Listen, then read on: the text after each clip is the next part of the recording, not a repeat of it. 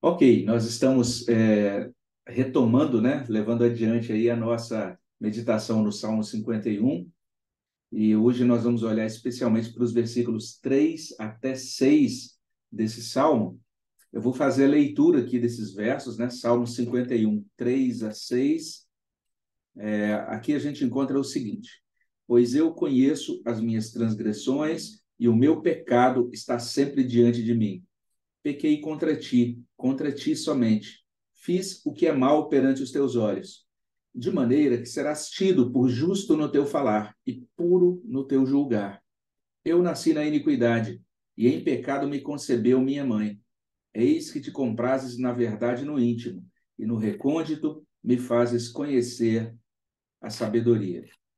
Então, só lembrando, né, que na semana passada a gente começou esse estudo, e naquela ocasião eu disse que nós vamos estudar 7 salmos que são chamados de salmos penitenciais, né? Salmos 6, 32, 38, o Salmo 51, que a gente começou agora, Salmo 102, 130 e 143. São 7 salmos. A gente está começando pelo 51, porque eu creio que talvez ele seja o mais representativo, assim, o mais popular. Muita gente conhece. Quando a gente pensa assim, até preparando liturgia de culto, né? Vai ter um momento de confissão de pecados. As pessoas normalmente já pensam nesse Salmo 51. E como eu disse também na última ocasião, quando esses salmos são chamados de penitenciais, no sentido de que eles falam sobre arrependimento, né? Eles, de certa maneira, destacam essa realidade, profundidade do pecado, e, ao mesmo tempo, eles chamam a nossa atenção para a tenacidade do amor de Deus e também para a eficácia da obra de Cristo. E começamos, então, pelo Salmo 51, exatamente por ser um dos mais conhecidos. O título do Salmo também, como dissemos, informa o contexto da escrita, né? Ou seja, Davi escreveu esse Salmo depois de ter pecado, ele estava esmagado pelo peso da transgressão dele, e hoje a gente vai falar especialmente sobre confissão, né? Então, essa vai ser a nossa ênfase hoje, olhando aqui para esses versículos 3 a 6 desse Salmo 51. Então, a palavra que resume aí esses versículos é confissão. E confissão é simplesmente isso, né? A declaração franca diante de Deus dos pecados que nós cometemos. Existe uma dimensão, vamos dizer assim, horizontal da confissão, no sentido de que em diferentes situações a Bíblia vai chamar a nossa atenção, vai nos motivar a confessar os pecados uns aos outros, mas de modo muito especial, quando a gente pensa no perdão dos pecados, a gente está falando da necessidade da gente confessar o nosso pecado diretamente a Deus. E a confissão precede a súplica por perdão, né? Normalmente, a gente pede perdão depois que a gente admite o que a gente fez diante de Deus, né? E nesses versículos a gente encontra uma instrução bem interessante, muito prática. De certa forma, se a gente perguntar assim, quais são as etapas da confissão nessa experiência de Davi, a gente pode destacar, pode encontrar essas etapas nesse registro aí dos versos 3 até 6. Em primeiro lugar, aquilo que a gente chamaria de culpa, né? Culpa é literalmente isso, o pecado admitido e sentido na consciência. Então, começa com essa experiência, né? O verso 3, pois eu conheço as minhas transgressões, e a gente, inclusive, explicou semana passada que onde lemos o termo transgressão, a ideia é essa, a ideia é realmente de pecado consciente, né? De rebeldia. Por isso, a nova versão transformadora traduz assim, né? Eu conheço a minha rebeldia. E em seguida ele diz, o meu pecado está sempre diante de mim. A NVI traduz, o meu pecado sempre me persegue. Então, essa experiência que a gente chama de culpa, a noção de que nós fizemos algo errado, e isso agora é patente, né? Quando ele fala o pecado sempre diante de mim, e lá na NVI o pecado sempre me persegue, essa experiência da consciência, né? A consciência agora se torna manchada, né? Por conta do ato cometido. E a gente tem, logicamente, aí que verificar que quando a gente pensa em culpa, existe aquela situação que a gente pode chamar de falsa culpa dos abusados. né? Às vezes, algumas pessoas passam por abusos tão profundos e é interessante o sofrimento psicológico dessas pessoas, porque elas não apenas sofrem por terem sido abusadas, mas elas também sofrem, elas se considerando culpadas pelo abuso, né? Então, os estudiosos de comportamento, né, os profissionais de saúde mental, emocional, gastam um bom tempo, uma boa energia para ajudar essas pessoas que passam por situações abusivas e que têm que lutar, né, têm que lidar e vencer essa questão da falsa culpa, né, no sentido de serem libertas desse sentimento que realmente é bastante danoso e que não tem nada a ver com culpa verdadeira diante de Deus, né? Um outro problema que é bastante comum é a negação da culpa, que já é um problema dos hipócritas, né? Então, os hipócritas, eles negam, eles pecam e não estão nem aí, diz, não, não fiz nada de errado, né? Então, essa já é uma situação realmente que está configurada no coração dos perversos, dos inconversos, e essa é uma situação muito grave, né? E a gente até ora no sentido de que as pessoas se convertam. Sempre que a gente ora pela conversão de uma pessoa, já está já implicado aí nessa oração, que nós estamos orando para que o Espírito Santo convença essa pessoa da sua culpa, porque é necessário esse convencimento. É uma experiência, um sentimento desconfortável. Davi certamente não estava confortável com o sentimento, mas ele admite o sentimento, né? Então a gente tem essa experiência do sentimento de culpa real que precede a confissão. E essa experiência é necessária para a cura da alma. Então Davi, nesse registro, né, eu conheço as minhas transgressões, o meu pecado está sempre diante de mim, ele na verdade está ajudando a gente a compreender essa etapa inicial, né, da cura da nossa alma quando nós pecamos. Nesses salmos penitenciais, a gente vai percebendo assim os remédios de Deus, né, para a cura da nossa alma. E aqui a gente tem essa experiência de culpa. E logo depois desse registro da culpa, a gente tem a confissão em si, que é constituída aqui de 4 partes, pelo menos, né? Em primeiro lugar, a gente pode falar assim desse reconhecimento do pecado como ofensivo a Deus. Verso 4: pequei contra ti somente, fiz o que é mal perante os teus olhos. E quando a gente olha para o título do Salmo, né? Salmo de Davi, quando o profeta Natan veio ter com ele depois de haver ele possuído Batseba. A gente, quando lê a história lá, percebe que houve uma ofensa a seres humanos, né? A própria Batseba foi ofendida, o marido dela foi ofendido, foi assassinado, né? Então, quando Davi diz, pequei contra ti somente, parece até meio esquisito para a gente, porque ele pecou contra pessoas e ofendeu pessoas e destruiu pessoas. Foi algo muito grave que ele fez. Mas o Salmo aqui não está dizendo que Davi estava desconsiderando ou minimizando a ofensa às pessoas. A tônica aqui do Salmo 51 é a necessidade da gente entender o seguinte: seja qual for o pecado que a gente cometa, e seja qual for a consequência dele, ou a abrangência dele, né, no sentido de, quem sabe, até ele ser ofensivo e trazer problemas e dificuldades a outros seres humanos, mas a gente nunca deve esquecer do fato de que o pecado ele é primeiramente ofensivo a Deus. Daí ele usar 2 vezes essa expressão, contra ti, né? Contra ti e contra ti no verso 4. Ele está enfatizando, Deus, o Senhor foi o primeiro ofendido. Ele está dizendo, Deus se ofendeu. Ainda na segunda linha do verso 4, fiz o que é mal perante os teus olhos, ou seja, Deus viu, né? Então, Deus se ofendeu, Deus viu, e a partir daí, vamos dizer, essa é a primeira parte, né? Desse movimento de confissão, ou seja, o reconhecimento do pecado como ofensivo a Deus, e tem uma segunda parte, que é o reconhecimento da justiça de Deus para conosco, né? Porque ele diz, de maneira que serás tido por justo no teu falar e puro no teu julgar.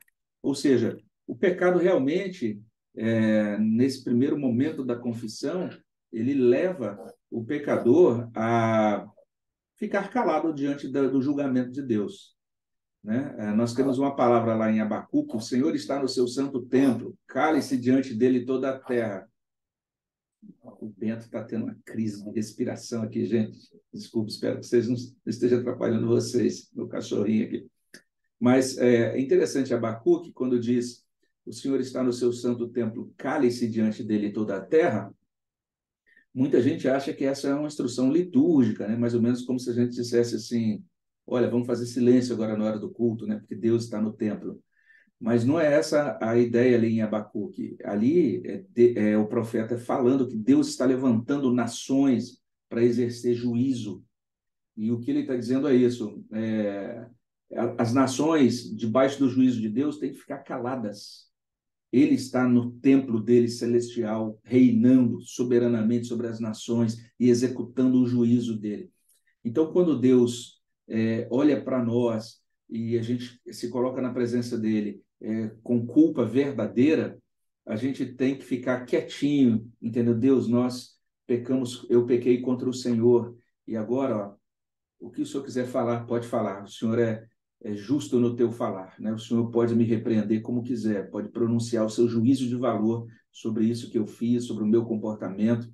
O Senhor é Deus, e eu aceito aquilo que o Senhor vai falar a partir. É aquilo que a gente popularmente chamaria assim: Deus, pode dar a sua bronca, né? Pode puxar minha orelha, né? E eu quero aqui ouvir essa palavra, essa repreensão do Senhor.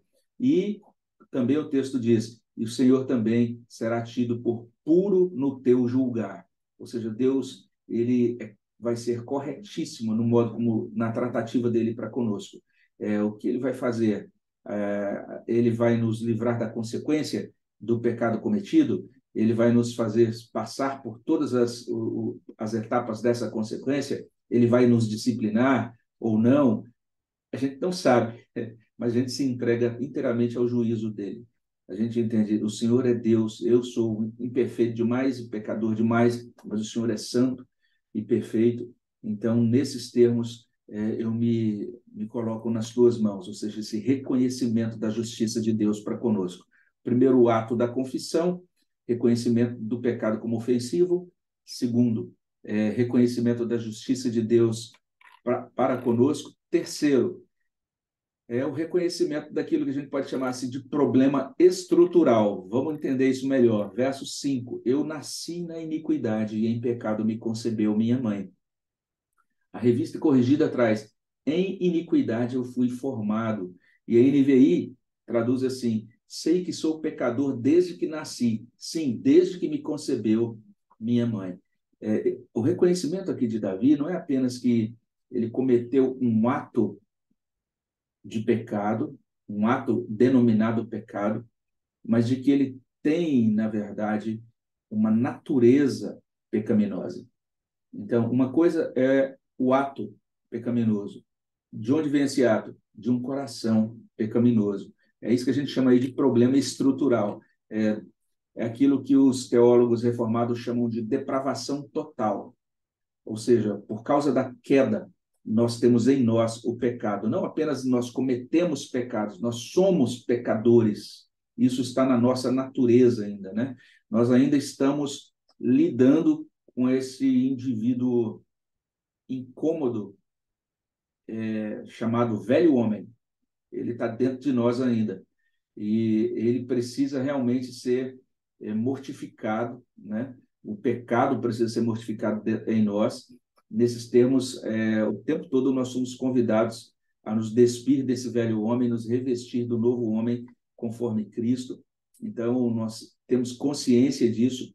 Paulo escreve aos Romanos, no capítulo 7, ele diz: eu sei que em mim não existe nenhum bem, né? Pelo contrário, a consciência que eu tenho é que o mal reside em mim, né? O mal habita em mim, fazendo referência a essa natureza.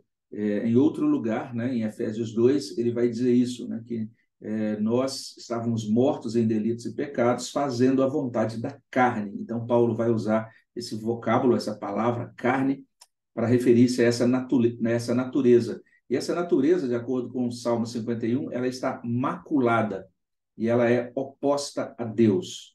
Então, esse é o problema. Davi, ele vai ao cerne do problema. Não apenas ele diz, foi mal, né? Eu cometi um erro. Ele está dizendo, eu sou errado. Ele diz, nasci na iniquidade. E aí vocês devem estar lembrados, eu expliquei semana passada que a palavra iniquidade aqui no Salmo 51 significa aquilo que é torto.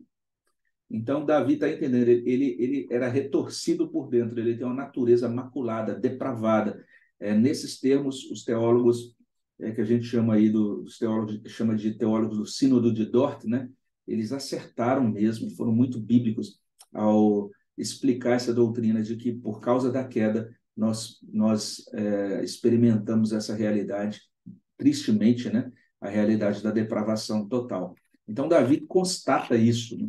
Esse é o terceiro passo aí dessa confissão dele, esse reconhecimento do seu problema estrutural, do pecado dentro do seu coração. E aí, quarto movimento, ou quarta parte aí da confissão dele, essa honestidade, sinceridade diante de Deus.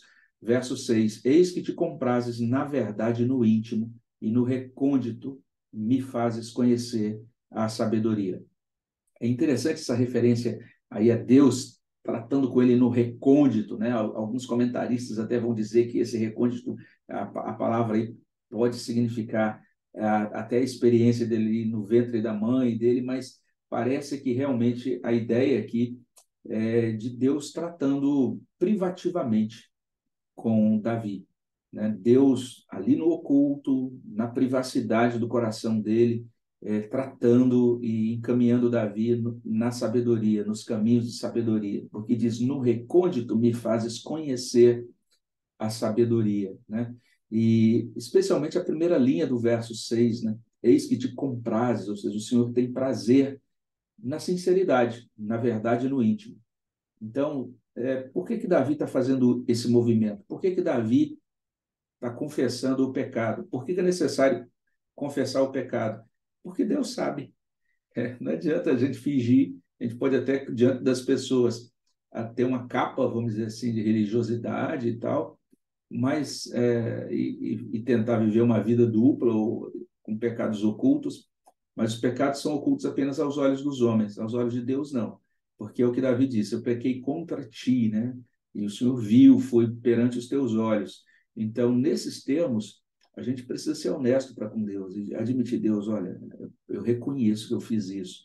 Não é que Deus não saiba, ele já sabe, mas ele deseja que a gente se expresse diante dele com sinceridade de coração, que a gente coloque diante dele essa feiura e essa ferida, porque isso precisa ser curado, precisa ser tratado, isso precisa ser purificado, né? A gente vai falar sobre perdão em outra ocasião, mas hoje a ideia é essa, é reconhecer essa situação que exige um tratamento, exige ser uma cura, né? Exige uma ministração da parte de Deus para que a nossa alma tenha saúde. E essa experiência, né, de admissão de culpa e de confissão diante de Deus, ela é fundamental para que a gente possa desfrutar dessas bênçãos de Deus, né? Então, é aqui que a gente fica hoje, deixando essa palavra sobre confissão, com base no Salmo 51, e agora a gente vai ter a oportunidade de compartilhar os nossos pedidos de oração, né? Deixa eu só terminar a nossa gravação, e daí a gente já tem o nosso momento de compartilhamento.